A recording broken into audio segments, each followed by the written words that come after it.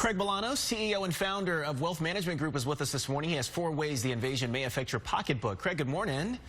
Yes, good morning. Good to be with you. Tough times for many this morning. Yeah, absolutely. Let's dig right into it. You say the most immediate impact may be on gas prices. What's going on?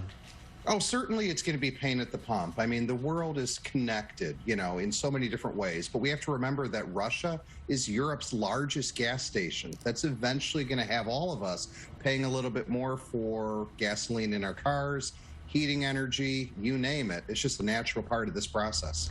And everything costs more now already with inflation, and so that could make it worse. Well, that's right. This ultimately, from a financial standpoint, this is about inflation, interest rates, and uncertainty. And you said it well, with inflation already running somewhat hot, stubborn, and persistent at 7.5%, this is going to compound those problems and make things a little bit more difficult going forward. And then we've already also seen impacts on the markets. Do you think this will continue?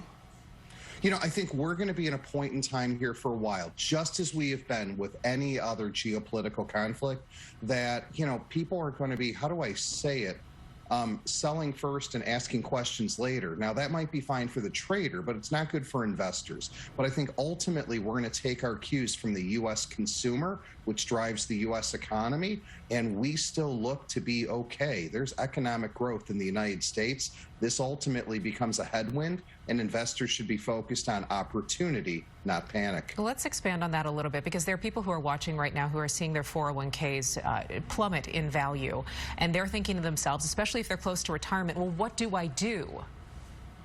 Well, and I think we start by doing what not to do, which is don't sell everything. I mean, people should have learned, whether it was, 2020, 2018, I can go on year by year, but markets tend to go up a lot faster than they used to. They tend to go down a lot faster than they used to. That just has to do with access to information, computers, etc. And I don't think we're staring at a place where people's 401k is going to turn into a 201k, but everybody should use this event. It's not just very newsworthy, it's real, to take stock of what their plan is, their investment time horizon, and make sure that their investments are still allocated properly, because as you mentioned, for retirement, we don't want people just to get retired.